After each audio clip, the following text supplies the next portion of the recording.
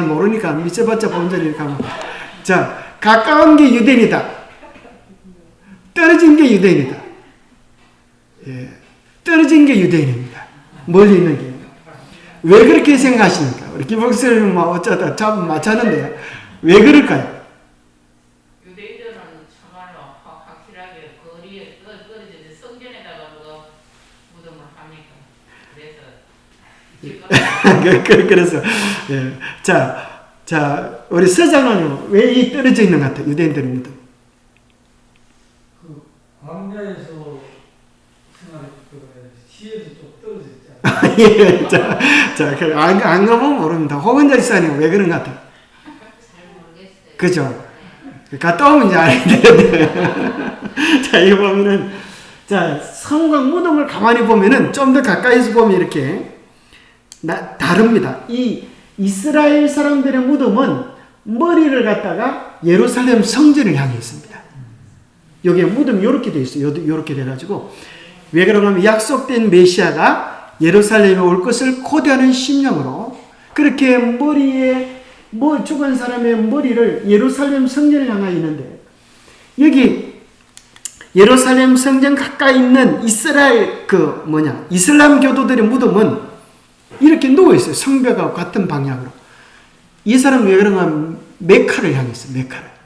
이스라엘 성전을 향해 있고 그 다음에 이제 왜 드러놓는가 하면은 이 사람들은 그래도 이제 여기도 세 종교가 이제 다 성지로 생각하죠. 예수님이 못 오도록 여기 남문을 막아놨어요. 남문. 요 성벽 여기죠. 성벽 여기 보이죠?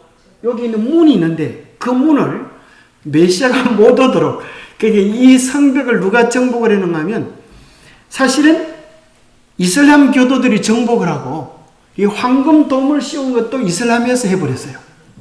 그러니까 자기들이 이 땅을 차지했다고 가까이 무덤을 하기도 하고 그러나 방향은 엉뚱한 대로 메카를 하고 메시아가 못 오도록 이렇게 문을 닫아놨는데 그런다고 해서 예수님이 못 오시겠어요? 참 어리석은 것이. 마치 옛날에 그런 얘기가 있잖아요. 어떤 할아버지가 하도 속을 썩이니까 할아버지가 돌아가시고 나서 그죠? 다시는 이놈의 영감탱이 못 살아나도록 그렇게 무덤을 갖다 막 돌로 그렇게 막아놨다 그러잖아요. 근데 이제 딴 사람이 그랬다 그래요. 그래도 그 열보 나오면 어떡하냐 그러니까 내가 그럴 줄 알고 시체를 갖다가 거꾸로 묻어놨다가 지가 아무리 파봐라 땅만 파지 못 들어올 거라 그런 우스갯소리 같이 이슬람 교도들이 이렇게 막는 것 이것이 무슨 의미가 있겠습니까? 실제로 이제 여기 가보면은 이제 예수님께서 사실 이제 여러분 벳바게에서 무슨 일이 벌어졌어요? 성경에 나오는 건데 벳바게에서 그죠? 예수님께서 사실은 잘 몰라요. 그죠? 들어도 실제 지명에 가서 생각해 보면 잘 모릅니다. 벳바게에서 뭐라고 그러는가 하면 예수님께서 나귀를 끌고 오라고 하셨어요. 근데 주인이 왜 이거 나귀를 끌고 갑니까? 그러면 예수님 뭐라 그랬어요? 주가 쓰시겠다라. 그러면 이 주인이 아주 두말하지 않고 줄 것이다. 왜 그런가 하면 그 주인은 성경의 약속을 알고 메시아가 오셨어요. 그 나귀를 타고 예루살렘에 입성할 것을 기다리고 있었고 그것을 위하여 나귀를 키웠기 때문에. 그래서 예수님께서 이 벳바게에서 나귀를 타고 이렇게 내려옵니다. 감난산 쪽으로 내려오다가 눈물교회라는 게 있죠. 내리막에서 이렇게 내려오시다가 예루살렘의 그 영광스러운 도성을 보시고 예수님이 감탄하신 것이 아니라 뭐 하셨어요? 눈물을 흘리셨어요. 보기는 그렇게 화려하고 영광스러워 보이지만은 너희들의 마음이 썩고 예수 그리스도를 모시지 못한 너희들의 교만한 마음 때문에 결국 예루살렘 성전이 돌 하나도 도리에 남김이 없이 무너지고 70년에 그런 일이 당하고 또 그의 자손들이 정말 고난당할 것을 아시고 예수님께서 눈물을 흘리셨는데 그게 이제 눈물교회가 있고 그 밑에 내려오면 예수님께서 이제 겟세마네에서 우리의 구원을 위하여 기도하신 거. 그러고 나서 이제 여기 불이 잘 안 보이는데 오셔가지고 이제 예루살렘 성에 들어오셨다가 십자가를 지시고 예수님이 돌아가시고선 골고다 있죠. 골고다. 예루살렘 성 밖 골고다에서 그렇게 우리의 죄를 위해 십자가를 지시고 돌아가셨는데 그곳에도 다 이렇게 기념교회들이 세워져 있고 예수님이 돌아가셨던 그곳에도 십자가 세워졌던 것도 이렇게 다 만져볼 수 있도록 그렇게 되어 있습니다. 자, 퀴즈를 하나 드려보겠습니다. 또 이게 무슨 교회일까요? 이게 이제 눈물교회입니다. 예수님 눈물교회. 왜 그런가 하면은 이 모양도 눈물처럼 교회 전체 눈썹하고 눈같이 생겼고 이 기둥마다 기둥에 있는 맨 위에 뭐가 있는가 하면 이게 병이 4개 있어요. 동서남북으로. 그래서 이스라엘 여자들은 시집갈 때 눈물병을 가지고 갔다는 거예요. 그래서 시집가서 시댁에서 구박을 당하고 어려울 때마다 눈물을 흘릴 때 그 눈물병에 눈물을 담았어요. 그러면서 딴 사람 몰라도 우리 하나님은 내 눈물을 아시겠지. 시집살이 얼마나 고되고 힘들어요. 그래서 그 눈물을 흘릴 때마다 내 눈물을 아실 어미를 아실 주님을 생각하면서 눈물병이 나오죠. 성경에도 보면 내 눈물병에 담아 주옵소서. 그렇게 눈물을 병에 담으면서 그렇죠. 그걸 생각하면서 우리의 모든 것들을 해결해 주실 주님의 사랑을 생각했던 것처럼 여기 이제 깃발이 무슨 깃발이 아랍에미라이트 깃발이 있고 그게 이제 그 나라가 통치하고 있다고 그렇게 되어 있습니다. 그 다음에 여기는 이제 겟세마네의 뜻은 기름 짜는 틀이다.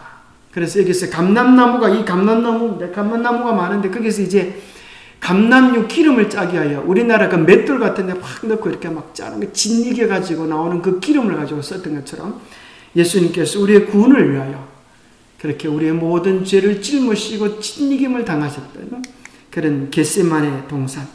이 예루살렘이 평화의 동산인데 참 복잡한 곳입니다. 여기 보니까 파란색은 무슬림 지역, 빨간색은 크리스찬 지역, 또 좀 하늘색은 아르메니아 지역. 그러니까 여러 지역이 그냥 이 지역을 통괄하고 있습니다. 실제 평화의 성이 아니라 그죠? 이 세상에 있는 예루살렘은 아주 전쟁통, 아주 난리법구성입니다. 거기서 이제 예수님께서 겟세마네 오르실 때 십자가를 지고 가셨던 그곳에서 이제 십자가를 짊어지고 올라가면서 눈물을 닦고 흘리고 그랬던 경험이 생각이 납니다. 여기 이제 예수님의 무덤 교회, 실제로 예수님의 빈 무덤이 있고, 여기 이제 예수님의 성천 기념교회, 예수님이 성천하셨던 곳, 거기 가면 기념교회가 있고, 자, 여기 뭔가 하면은 예수님이 성천하시기 전에 마지막으로 여기 발을 디뎠던 곳이다. 실제 그것이 맞는지 틀린지는 알 수 없지만은 그런 식으로 이제 기념을 해놨습니다. 예수님께서 성천하셨던 그곳. 그래서 이런 것들을 보면서 정말 이것은 뭐 우리만이 아는 그냥 성경 속의 동화 같은 이야기가 아니라 모든 나라 사람들이 와서 거기서 울고 경배하고 감동을 받고 또 예수님 염하셨던 곳, 그죠? 거기 돌들이 이렇게 있어 거기서 막 엎드려가지고 울고 그렇게 하는 사람들을 참 많이 보면서 예수님이 우리를 향한 사랑이 얼마나 크고 놀라운가, 그것을 정말 우리가 아무리 그곳에 간다고 해도 그죠? 뼈저리게 느끼지 못합니다. 성령께서 우리와 함께 하실 때 우리의 마음이 정말 예수님의 마음을 알고 그분의 은혜에 동참할 수 있다고 하면 그것보다 더 크고 놀라운 게 없겠죠. 자, 1번 문제입니다. 자, 한번 맞춰보시겠습니다. OX입니다. OX. 그리스도의 인성은 타락하기 이전의 아담의 인성과 같았다. 맞으면 O, 틀리면 X. 자, 맞으면 O. O 손 들어보세요. 이렇게 많이 틀렸어요. 자, 밑에. 자, 왜 그런가 하면, 자, 예수님의 인성은 타락하기 이전의 아담의 인성과 같았다라는 말은, 자, 예수님은 죄 없는 인성이시죠. 그죠? 그럼에도 불구하고 여러분 책에 보면 밑에 설명도 나왔는데 그분은 신성을 옷 입으셨으며 죄 있는 육신의 모양 혹은 죄 있는 인간 본성 혹은 타락한 인간 본성을 취하셨다. 자, 여러분 기억하셔야 될 게, 자, 예수님이 아담의 인성, 죄 짓기 전에 아담의 인성으로 오셨다고 하면 오늘 우리의 처지와 형편을 알아요, 몰라요? 몰라요. 그래서 예수님은 아담의 인성 같은 그 인성이 아니라 죄로 말미암아 망가진 4,000년 동안 죄로 인하여 망가진 인간의 연약성을 가지고 오셨어요. 여러분 이걸 잊지 말아야 돼. 그래서 예수님 우리의 아픔을 알까요? 우리의 유혹을 알까요? 예수님 우리의 고통과 어려움들을 아세요. 우리가 너무 힘들고 어려우면 하나님한테 그렇게 하소연할 때가 있지. 하나님은 하늘에 계시고 저는 이 땅에 있으니 하나님께서 어떻게 제 사정을 알겠습니까? 하나님 입장 바꿔놓고 한번 생각해 보십시오. 저도 하늘에 있다고 하면 하나님 잘 믿고 날마다 감사할 것입니다. 그런데 만약 제 처지와 입장에 하나님께서 하루라도 계셔 보시면 하나님도 원망하실 겁니다. 그렇게 말할 때 예수님 뭐라 그런가 하면, 야 이놈아 내가 벌써 입장 바꾸어 봤다.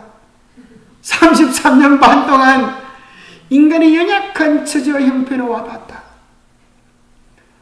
저는 유대광야 말만 들었지 이번에 한번 가보니까요. 아이고 그 온 산절이 다 그냥 사막 같아. 땡볕 같은데 온도가 여기 오니까 가을 날씨인데 거기 가니까 35도. 온 곳이 다 사막 같은 곳이야. 1시간 정도도 있기 힘들고 숨이 가파른데 우리 여행객들이 가자마자 어디서 나타나는지 장사꾼들이 와가지고 그 사람들은 그렇게 살면서 이렇게 장사를 하는 거예요. 참 거기에서 침례 요한이 그죠? 생애를 준비하고 기별을 위하여 준비했다고 하는 그런 것들을 생각만 해도 참 큰 감동을 받았습니다. 그래서 여러분 기억해야 될 것은 절대 예수님은 아담의 인성이 아니라고 하는 사실을 우리에게 은혜가 됩니까? 우리에게 큰 은혜가 되죠. 자, 그렇다고 해서 우리와 똑같은 인간은 아닙니다. 왜요? 그죠? 똑같은 인간이 아니에요. 똑같은 인간이라면 예수님은 우리와 같이 뭐가 있는 거예요? 죄도 있으시면 우리의 구주가 되실 수가 없기 때문입니다. 자, 두 번째. 자, 첫 번째 문제는 신나게 틀렸는데 두 번째 문제를 한번 좀 기대를 좀 해보겠습니다. 자, 예수께서는 죄를 고백하지는 않으셨으나 제물은 드리셨다. 유대인이기 때문에 마땅히 제물을 드려야 되지 않겠어요? 자, O, X. 자, O 손 들어보세요. 이제 긴장을 하시는 것 같아요. 자, X. 자, 제물도 드리지 않으셨습니다. 예수님은, 그죠? 당신이 구세주로 오셨다고 하는 사실을 분명히 하셨습니다. 사실 예수님은 하나님의 아들이기 때문에 성전세를 낼 필요가 있어요? 없어요? 없어요. 그런데 베드로가 너희 스승님은 성전세를 안 내느냐? 그러니까 베드로가 뭐라 그래요? 내고 말고 그렇게 내겠다 그랬어요. 그래서 예수님은 이제 난처해지신 거예요. 하나님의 성전세를 내면 하나님의 아들이 안 되게 되는 거예요. 왜 하나님의 아들은 아버지 집에 와 있는데 무슨 성전세를 내게 되겠어요? 베드로가 내겠다고 약속을 했으니 이제 어떻게 해야 되겠어요? 그래서 예수님은 뭘 통해서? 물고기를 통해서 물고기 입에 한 세겔을 씌워. 성전 세겔은 반 세겔인데 한 세겔을 통하여 베드로 것과 예수님 성전세를 물고기를 통하여 내게 하셔서 당신이 하나님의 아들 되심을 증거하시고 또 베드로의 실수를 완화해 주시는 사랑의 표현이 나옵니다. 자, 세 번째. 예수님께서는 우리와 다를 바 없는 전적인 인간이다. 자, 우리와 다를 바 없는 인간이셨을까요? 자, O라고 생각하시면 손 들어보세요. O. 자, 정답은 X입니다. 전적인 인간인 건 맞지만 우리와 다를 바 없다고 하는 것은 우리의 교만입니다. 자, 어떤 사람 나는 예수님과 똑같아질 수 있어요. 여러분 예수님과 똑같아질 수 있겠어요? 우리가 예수님과 똑같아지는 것이 우리의 표준이고 우리의 삶의 목표이긴 하지만 똑같아질 수는 없어요. 예수님의 성품을 닮아갈 수는 있지만, 그죠? 그래서 어떤 사람은 감히 이렇게 얘기해요. 내가 예수다! 이렇게 하면 큰일 나는 거예요. 적그리스도가 되는 거예요. 또 어떤 사람은 교만해서 나는 예수를 닮았는데 너는 왜 예수님을 못 닮아? 왜 좋은 말일까요? 내가 예수를 닮았는지 못 닮았는지 내가 말하면 그 순간에 빵점이라. 다른 사람이 보고 옆에서 당신에게서 예수님 향기가 납니다. 이러면 괜찮지만은 자기가 교만해가지고 내가 예수 닮았습니다. 내가 예수님 사랑을 닮았어. 이렇게 말하면 뭘 모르는 거야? 예수님의 성품을 몰라도 한참 모르는 거야. 우리가 아무리 노력해도 아마 마치 그거 같은 것 같아요. 저도 우리 집사람한테 한다고는 하는데 우리 집사람의 눈으로 저를 보면 뭐라 그래요? 형편없어. 그렇죠? 우리 교회 어떤 자녀님도 저하고 좀 비슷해가지고 자기는 참 부인한테 잘한다고 하는데 부인이 보기에는 뭐라 그래요? 아직 멀었다 이래요. 근데 진짜 남편의 마음은 자기가 한다고 할까요? 한다고 해요. 진심이에요. 최선을 다하고 자기 딴에는 100% 200% 한 것 같은데 부인 눈에는 몇 점밖에 안 돼요? 10점, 20점밖에 안 돼. 그것이 우리의 뭐예요? 우리 연약한 인간의 모습이야. 그래서 우리가 구원받고 하나님의 백성이 되어지는 것은 우리가 잘나서 우리 믿음이 좋아서 천국에 들어가는 것이 아니라 뭐요? 주님의 은혜로. 그렇죠? 하늘나라는 너무나 높고 아름다운데 우리의 믿음 때문에 들어갈 수 있다고 하면 하늘나라는 가치가 없는 것이야. 우리의 믿음은 연약하지만 주님을 의지하기 때문에 예수 그리스도의 보혈의 공로로 들어가는 것입니다. 그래서 우리에게 정말 필요한 것은 뭐예요?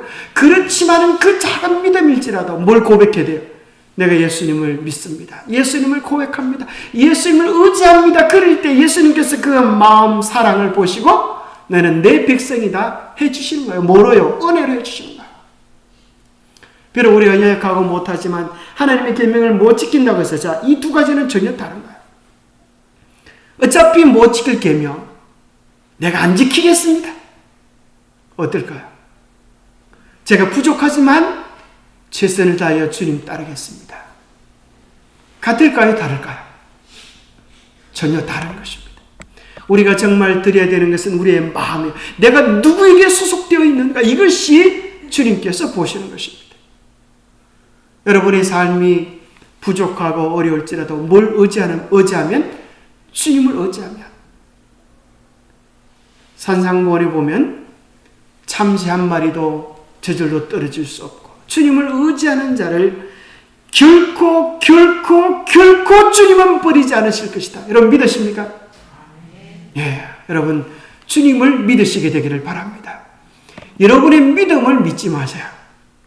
여러분의 결심을 믿지 마세요. 여러분의 잘남을 믿지 마세요. 베드로가 예수님을 나의 주로 고백했다가 채 몇 분이 되지 않아서 그죠? 예수님 그 십자가 지지 마십시오. 제가 도와드리겠습니다. 그때 예수님 뭐라고 하시는가 하면 사탄아 물러가라 그랬어요. 그래서 우리는 전적으로 예수님만 의지하게 되기를 바랍니다. 자, 4번입니다. 이것도 조금 어려운데요. 삼위일체 하나님과 관련된 복수성은 그리스도 안에도 존재한다. 이게 무슨 말인지는 아시겠어요? 좀 아리까리하죠? 자, 그리스도 안에 하나님의 복수성이 존재하는가? 손 들어줘. X. 자, 이게 좀 밑에 있는 설명을 좀 읽어드리면 그리스도는 두 본성이 연합되신 분이다. 삼위일체 하나님과 관련된 복수성은 그리스도 안에 존재하지 않는다. 성경은 예수님을 두 분이 아닌 한 분으로 묘사하고 있다. 여러 구절이 신성과 인성에 관해 언급하면서 오직 한 분에 관해 말하고 있다. 그래서 예수님은 한 분 하나님이지 그의 마음속에 두 개가 있는 게 아니야. 그죠? 인간 하나님이 그게 신비죠. 우리가 이해할 수 없는 신비죠. 예수님의 인성. 자, 예수님 어떤 사람이 이렇게 생각해요. 예수님은 50% 인성, 50% 신성. 맞아요? 아니에요. 예수님은 100% 신성, 100% 인성이야. 우리가 이해할 수 없는 오묘예요. 마치 개미가 그저 사람을 온전히 이해할 수 있을까요? 이해가 안 되는 거예요. 여러분들이 개미를 도와주려고 사다리를 놓으면 개미가 그걸 타고 갈까요? 잘 이해가 안 돼요. 여러분 바가지 가지고 물을 한 바가지 가지고 개미집에 뿌리면 개미는 뭐라 그럴까요? 아이고 홍천하네 그러지 않겠어요? 이해가 안 되는 거예요. 그러나 분명한 사실은 예수님은, 자, 이것을 잘못 이해하게 되면 예수님은 이런 사람이 있어요. 가연설이라고 하는 이론이 있는데, 예수님은 실제 하나님이지만 인간의 껍질을 쓰고 오셨다. 그래서 사실은 인간의 모습으로 보이지만 사실은 그 안에 뭐가 어떤 분이다? 하나님이시다. 그래서 예수님 십자가에 달릴 때도 아프지도 않고 뭐 안 먹어도 끄떡도 없고 그렇게 하셨다. 그렇게 되면 뭐가 되는가 하면 예수님 우리를 위하여 고난당하시고 아픔을 누렸던 모든 것들이 뭐가 되는가 하면 쇼가 되는 거야. 쇼가. 내가 너희 아픔을 안다. 눈물을 안다.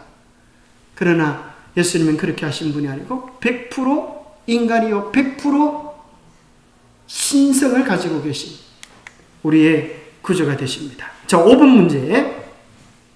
자, 여러분 몇 점 맞았는지 잘 체크하고 계시죠?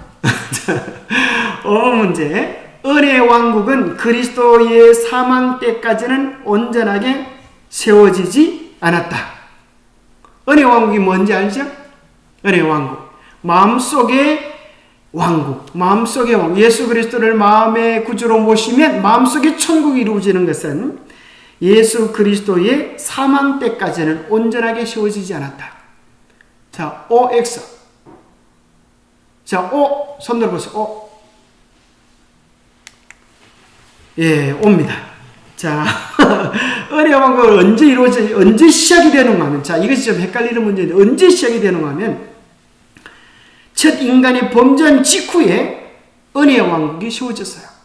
창세기 3장 15절을 통하여 우리 주님께서 약속하셨어요. 여자의 후손이 와서 뱀의 후손 죄의 권세들을 깨뜨릴 것이다. 이것은 하나님의 약속에 의해 존재했다. 믿음을 통하여 하나님의 백성들은 이 왕국의 백성이 될 수가 있었다. 그죠? 양제사를 통하여서 비록 그들은 실체는 아니지만 예수 그리스도를 믿는 믿음을 고백하고 그 구원 은혜를 고대 구약의 이스라엘 백성들, 하나님의 백성들도 누릴 수 있었습니다. 그러나 그것은 뭔가 하면 가부라는 거예요. 가부. 실제적인 것은 예수님께서 죽으심으로 우리의 죄값을 온전히 치루어 주셨을 때 은혜의 왕국이 온전하게 설 수 있었습니다. 그래서 가부를 하는 것은 그죠? 월급이 나오기도 전에 아주 급한 일이 있으면 사장님한테 가서 사정을 하면 인심 좋은 사장님이 뭐 해주세요? 가부를 해줘요. 그러나 그것은 언젠가 뭐 해야 돼요? 갚아야 돼요. 자, 예수님 전에도 부활한 사람이 있어요? 근데 왜 예수님을 고린도전서 15장에 보면 첫 열매라고 그랬어요? 부활의 첫 열매라고 그랬어요. 예수님 부활 전에 부활한 사람이 누구예요? 있어요, 없어요? 누구예요? 예수님 부활 전에 부활한 사람 누구예요? 자, 모세. 그죠? 모세 부활했습니까? 예, 나사로의 무덤도 있어요. 나사로는 이제 부활했다가 또 죽었어. 그래서 실제로 하늘 올라간 사람은 모세. 또 엘리야는 살아서 성천을 했고, 또 에녹도 그죠? 살아서 성천했어요. 그런데 그분들이 다 하늘에 간 것은 가부라는 것입니다. 누구의 은혜를 통하여?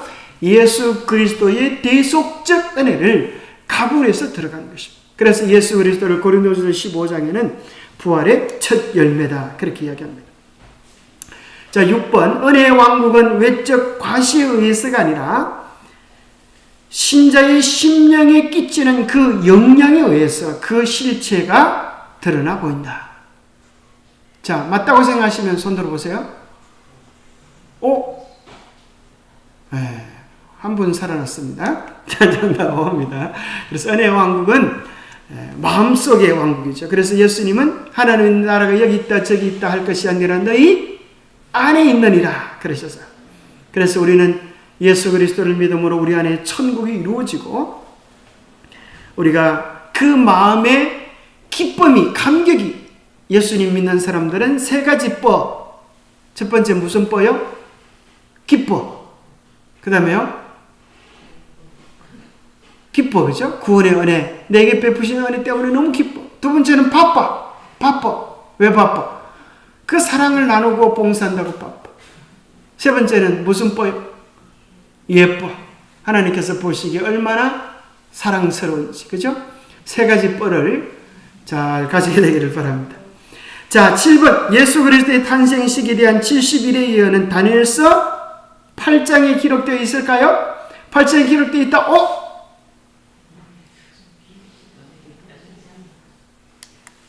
X입니다. 그럼 어디 기록되어 있을까요? 이거 뭐 하나 알긴 아는 것 같은데 똑똑히 몰라요. 9장 25절에 보니까 기름 부음을 받은 자 곧 왕이 일어나기까지 7일에와 62일에가 일어날 것이요. 9장 25절인데 8장이라고 하니까 깜빡 넘어갔죠. 8장에는 뭐가 나와요? 양에 대한 양과 염소, 그래서 성소에 대한 구속사적 예언이 나와 있습니다. 자, 8번. 예수님은 인간의 모습으로 태어나셨으므로 더 이상 신성을 소유하지 못한다. 손 들어요. 예수님 인간이기 때문에 더 이상 신성을 소유하지 못한다. 손 들어보세요. 이거는 뭐 쉽죠, 그죠? X죠. 예수님은 지금도 하나님의 모습으로 또 계시지만 또 인성을 가지고 계셔요. 자, 예수님은 인간의 모습으로 태어났지만 배고픔과 피곤함은 느끼지 않으셨다. 손 들어.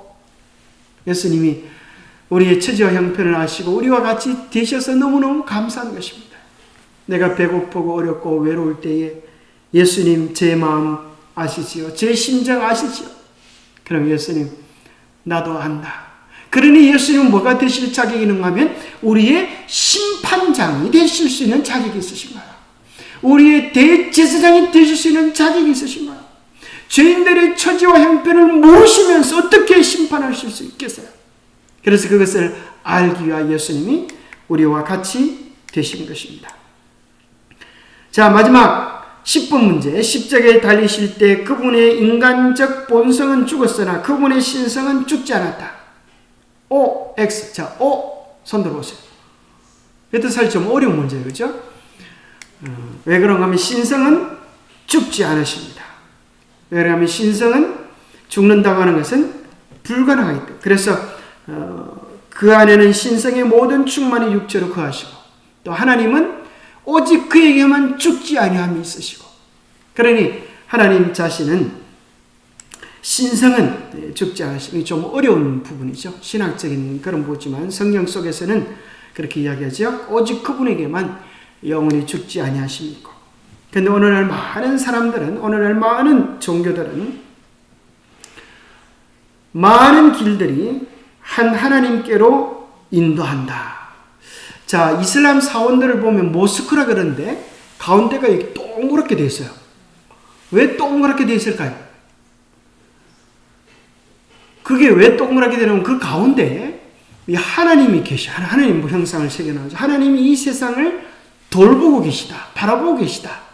그런 걸 상징하기 위해서 이게 동그랗게 모스크 가운데가 동그랗게 해가지고 예수님 형상을 새겨놓기도 하고 하늘 보좌 주변에는 이렇게 천사들의 모습을 새겨놓기도 하고 그렇게 합니다. 그러니까 사실 이슬람교도 어떤 측면에서 구약에 나오는 내용들을 많이 인정을 해요. 그리고 모하메도 하나의 선지자다 이렇게 생각하고 그들이 믿는 신은 성경에 나와 있는 하나님과 같다고 생각해요. 근데 우리가 보기에는 전혀 아니지만 그들은 알라라고 하는, 그래서 이제 일반 이슬람교의 전도라는 우리 재림교회 목사님은, 선교사님은 그들에게 하나님을 소개하는데, 자 하나님이라고 하는 용어는, 여러분 한국에서는 하나님 그러잖아요. 하나님이라고 하는 용어를 성경에는 뭐라고 되어 있어요? 엘로힘 돼 있잖아요. 근데 한국말로 번역하려고 하니까 이 한국 사람들이 하나님이라고 하는 용어 있어요, 없어요? 있잖아요. 하늘림 그랬거든. 하늘림. 그래서 하늘림에서 한 분이신 분, 그래서 하나님으로 인정하는. 그래서 일반 천주교에서는 하느님 그러죠. 하느님. 그런데 기독교에서는 하나님, 하나님의 유일성을 강조하는 그런 이름으로 변형했습니다. 그래서 사실 사람들의 마음속에 하나님에 대한 개념들을 가지고 있어요. 그것을 성경에 나와 있는 이름과 연결한 거예요. 그러니까 이슬람 교도들은 하나님을 갖다 절대적인 신을 알라라고 해요. 그 속에 이제 전도할 때 우리 기독교, 우리 재림교 선교사님은 알라라고 하나님을 소개해요. 그런데 그 하나님을 통하여 이제 이슬람의 폭력적인 알라가 아니라 진짜 성경에 나와 있는 참 알라를 경배하도록 그렇게 하는 거예요. 그래서 이런 것들을 조금 뭐 하게 되면 이것이 참 어려운 문제예요. 이걸 갖다 이제 복음의 성육신화라 그러는데 그 수준에 맞추어서 복음을 낮추는 거예요. 그 사람들이 알고 있는 개념으로 낮추는 거예요. 그런데 문제는 뭔가 하면 하나님을 그 나라의 신과 토속 신과 합쳐버리면 그 사람들이 이해하기는 좋은데 나중에는 하나님의 속성이 낮아져 버려요. 그래서 이제 오늘날에는 뭐가 있는가 하면 이런 가르침들이 있어요. 알라도 하나님이고 부처도 하나님이고 석가도 하나님이고 이 세상의 모든 신들은 결국은 하나님께로 가는 길이다. 그렇게 이해하는 사람들이 많아요. 그래서 이러한 사람들이 결국 뭘 일으키는가 하면 세계 종교를 통합시키려고 하는 일들을 주장하고 있습니다. 이것이 마지막 시대에 일어날 일들인데 그들의 이야기를 가만히 들어보면 일리가 있는 것 같아요. 그러나 진리는 없는 것입니다. 왜냐하면 예수님은 사도행전 4장 14절에 나 외에 다른 이로 예수 이름 외에 다른 이로 구원받을 자가 있다 없다? 없다고 얘기해 주세요. 왜냐하면 예수님만이 천지를 창조하신 분이시고 예수님만이 십자가에서 우리의 죄를 대속하신 분이시고 예수님만이 무덤을 여시고 부활하신 분이시고 예수님만이 우리를 위하여 살아 계셔서 중보하고 계신 분이시고 예수님만이 이 세상 역사를 주관하고 계시는 분이시고 예수님만이 이 땅에 다시 오실 유일한 구세주예요. 이 자리를 대신할 다른 그 어떤 존재가 없어요. 잘 몰랐을 때는 아이고 부처님 그랬지만은 사실 부처님 그런 사람들도 알고 보면 부처가 뭐인 줄 알고 믿어요? 하나님인 줄 알고 믿는 사람들이 많아요. 부처가 복을 줄 줄 알고 믿는 사람들이 많아요. 사도행전에 보면 그 마음속에 진실함이 있는 사람들을 더듬어 하나님을 찾도록 하시겠다 그러셨어요. 그가 미신에 매여 있는 마음이 아니라 진실되게 하나님을 찾는 마음이 있다고 하면 그들의 마음을 붙잡으셔서 더듬어 찾게 해주시겠다. 그래서 우리는 창세기 3장 15절에 구원의 약속이 있음을 발견하게 됩니다. 내가 너로 여자와 원수가 되게 하고 너의 후손도 여자의 후손과 원수가 되게 하리니 여자의 후손은 너의 머리를 상하게 할 것이요 너는 그의 발꿈치를 상하게 할 것이니라. 이제 그때부터 뭐가요? 어린 양. 아담과 하와가 죄로 말미암아 죽을 수밖에 없었는데 무화과나무 잎이 아니라 그죠? 가죽옷을 입혀 주셨습니다. 가죽옷을 입혀 주기 위해서는 반드시 짐승이 죽어야만 했어요. 이 짐승이 무슨 짐승이었어요? 어린 양이었어요. 요한복음 1장 29절에 보면 보라 세상 죄를 지고 가는 하나님의 어린 양이로다. 이 통일교에서는 선악과를 따먹는 것을 뭐라고 표현하냐면 성적인 범죄다. 이렇게 얘기해요.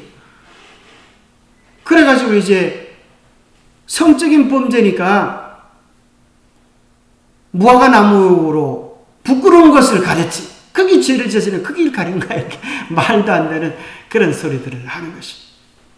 그러나 성경을 똑바로 알면 그런 것이 얼마나 어리석고 미혹해하는 그런 가르침인지 알게 됩니다. 그래서 바로 예수님이 어린 양 되심이 구약의 모든 제사 제도를 통하여 끊임없이 나타났던 거예요. 히브리서 9장 22절에 보니까 율법을 쫓아 그의 모든 물건이 피로써 정결케 되나니 피 흘림이 없은적 사함이 없느니라. 바로 이 양은 누구를 뜻한다고요? 어린 양 되시는 예수 그리스도가 우리를 위하여 죽으신 것을 예표하는 그 분명한 실체가 된다고 하는 사실을 구약에 있는 성수 제도를 통하여 더욱 명확하게 이해하게 됩니다. 요한복음 1장 25절에 보라 세상 죄를 지고 가는 하나님의 어린 양이로다. 베드로전서 1장 19절에도 우리가 구원 받게 된 것은 오직 흠없고 점없는 어린 양 같은 그리스도의 보배로운 피로 된 것이라고 그럽니다. 첫 번째 우리가 깨달아야 될 사실은 예수님이 참 여호와시다. 참 하나님이시다.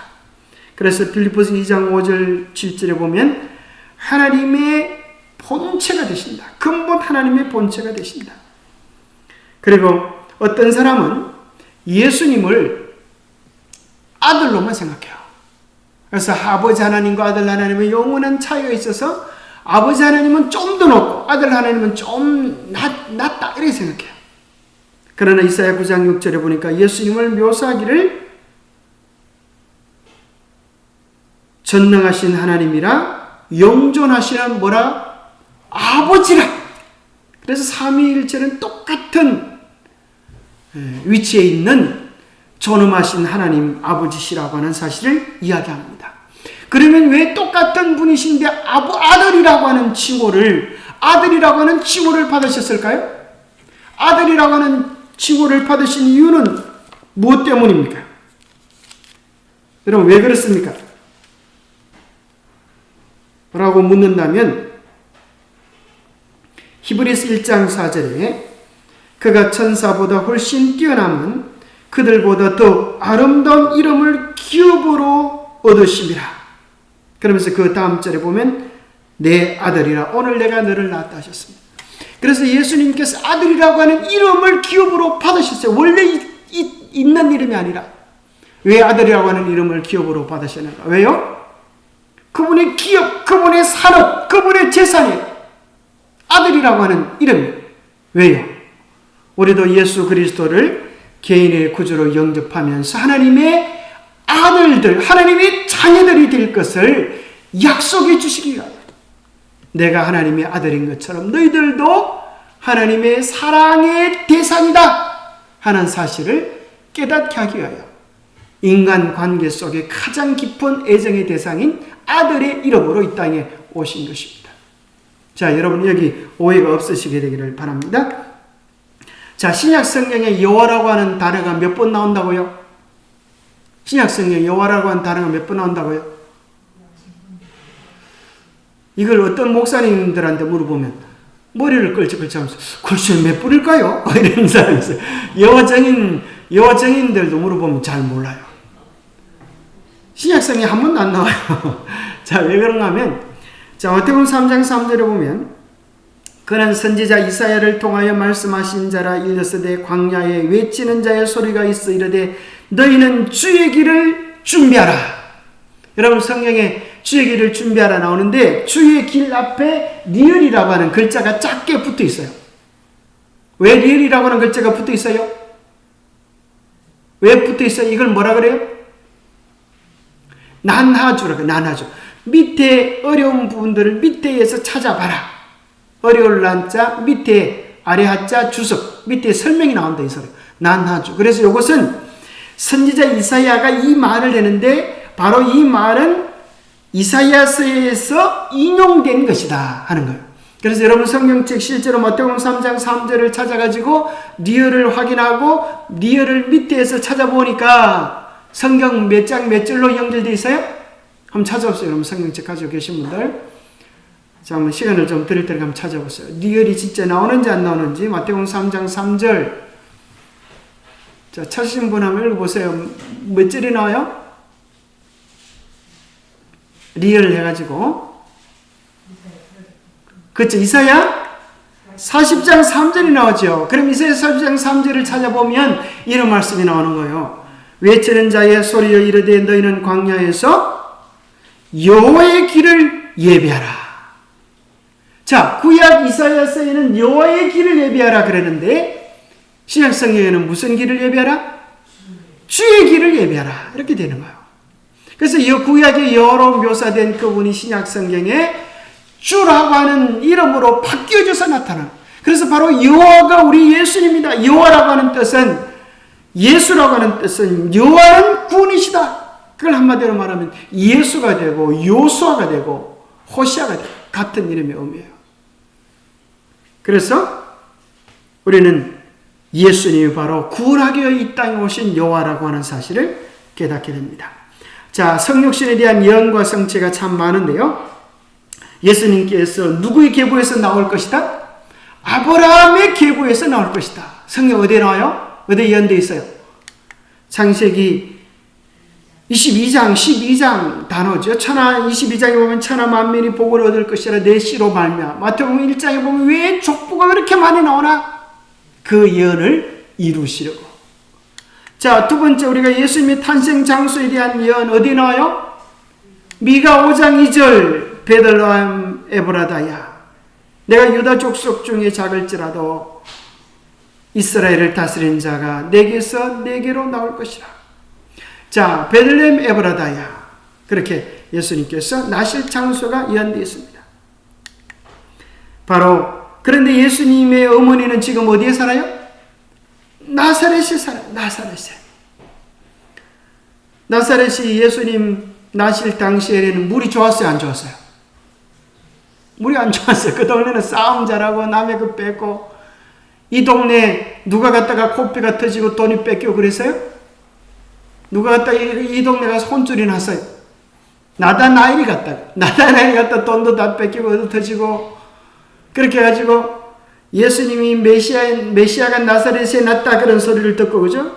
내가 그 동네 가보니까 아주 동네 질이 안 좋던데 그런 동네에서 어떻게 메시아가 나겠느냐? 그랬어요. 그죠? 그런데 예수님은 나사렛에서 나면 안 되고 어디서 나야 돼요? 베들레헴에 나야 됩니다. 베들레헴.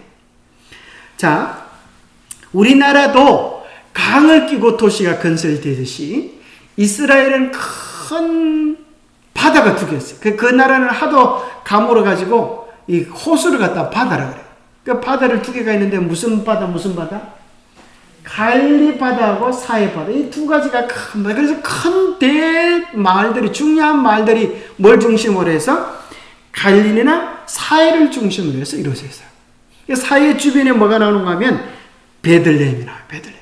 예루살렘도 그 근처에 있고 말이죠. 자, 그런데 나사렛과 베들레헴의 거리는 무려 145km.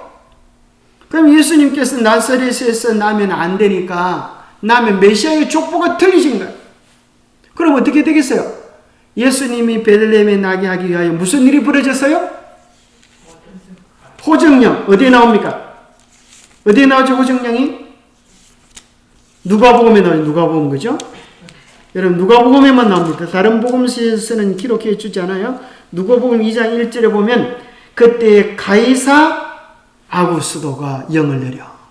그래서 바로 가이사 아구스도를 위하여 헤롯이 궁전을 만들어서 이 도시를 당신에게 바칩니다. 그래서 생긴 도시가 뭔가 하면 가이사레라고 하는 도시. 가이사레. 저희도 가이사레에 가봤어요. 가이사레에 가보니까 얼마나 궁전을 멋지게 만들어놨는지 아주 깜짝 놀랐습니다. 자, 그래서 여기 가이사라 아구스도를 위하여 세금을 위하여 호정령을 내렸는데, 가이사라는 자기 마음대로 명령을 내린 것 같지만 알고 보니까 뭘 위하여? 하나님의 예언의 말씀을 성취시키기 위하여 내렸던 명령임을 발견하게 됩니다. 자, 예수님이 남자로 태어나실 것인지 여자로 태어나실 것인지 예언돼 있어요, 없어요? 예언돼 있어요, 없어요? 어디에 나와요? 옳지, 그렇죠. 아들을 낳으리니, 그렇죠. 그리고 이제 초능력, 초자연적으로 아버지와 함께하지 않는 하늘의 씨로 말미암아 아들을 낳게 될 것이 뭔가 하면 처녀가 잉태하여 아들을 낳는다. 그렇게 돼. 처녀가 잉태하여 아들을 낳는다. 그 다음에 이제 여기 보니까 마리아가 정원하고 동거하기 전에, 참 성경에 왜 이런 걸 적어놨을까? 동거하기 전에 바로 그것은 구체적으로 예수님의 씨가 하늘에서 왔다 그런 사실을 이야기해 줍니다. 바로 이것이 무슨 교회인가 하면 무슨 교회일까요? 수태고지 기념교회예요. 마리아에게 천사가 나타나가지고 네가 앞으로 예수를 낳을 것이다. 그것을 이제 이야기해 주는 것이 이렇게 조각으로 새겨져 있습니다. 거기 가면 수태고지 기념교회 가면은 예수님의 생애를 8개의 조각으로 예수님의 생애를 요약해 놨어요. 첫 번째 여기 보면 이제 요게 맨 여러분 쪽에서 보면 맨 왼쪽 위에가 뭔가 하면 예수님 그 애를 낳기 위해서 이제 자 천사가 나타나서 수태고지 하는 거. 그 다음에 이제 예수님을 낳고 두 번째 장면은 동방박사 세 사람이 이제 보물을 가져가서 경배하는 모습. 세 번째 맨 밑에는 이제 애굽으로 피난하는 모습.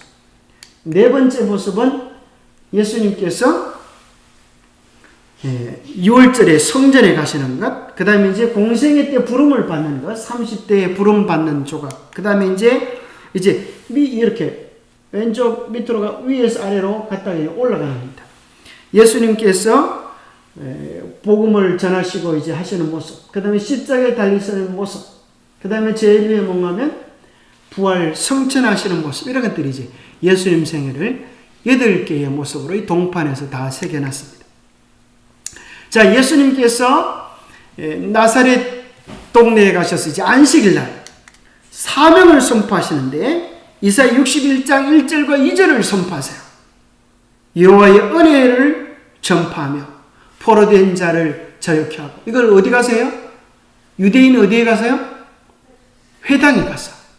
어느 동네 회당이요? 나사렛에 있는 회당. 제가 그걸 가봤어요. 이제 이렇게 말할 수 있게 되겠어요. 여기가 그게입니다.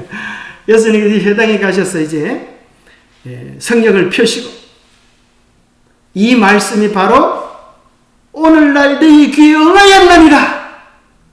그렇게 이야기하니까 유대인들이 아멘 할렐루야 우리를 위하여 메시아가 나셨다 그렇게 하셨어요? 아니에요. 저 교만한 놈이 하면서 언덕에 밀쳐서 죽이려고 했어요. 그 언덕도 가봤어요. 그 언덕도 이렇게 다. 참 예수님께서 우리를 위하여 그렇게 모욕을 멸시를 당하셨어요. 예수님께서 거절당하실 것. 그분은 멸시를 받아서 사람에게 실험바 되었고 간고를 많이 겪었으며 질고를 하는 자라. 자, 은 30에 예수님께서 은 얼마에 팔리실 것 이것도 다 연해되어 있어요. 그죠? 은 얼마예요? 은 30에. 누가 예수님을 팔아요? 제자가. 떡을 먹던 나의 가까운 친구가. 함께 함상에서 떡을 나누던 그 제자가 나를 팔 것이 예언되어 있어요. 침뱉음과 매맞음에 대한 예언들이 나오죠. 나의 뺨을 맡기며 수욕과 침뱉음을 당하고 내 얼굴을 가리우지 아니했다.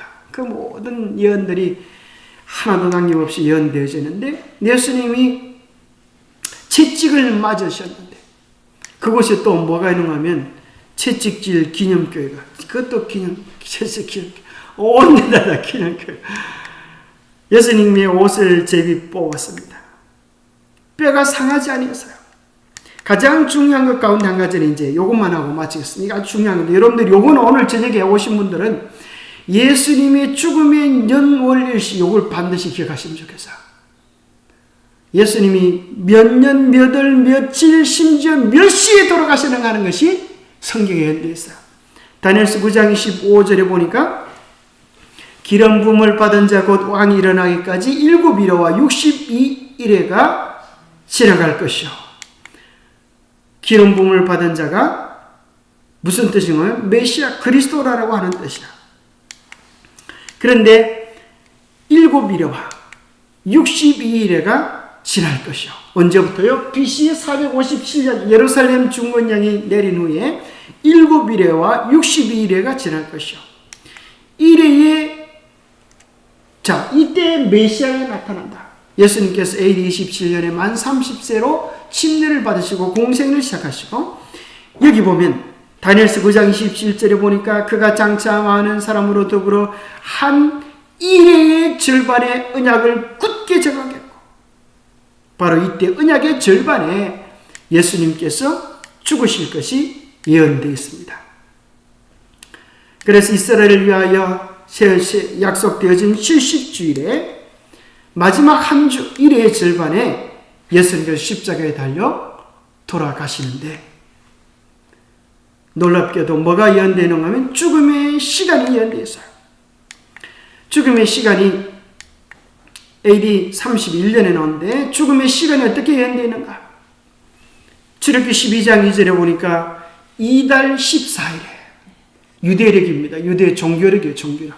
출애굽 때 예수님께서 이 출애굽한 것을 시작으로 해서 이 달의 이 해의 첫 달이 얘기하고 종교력입니다.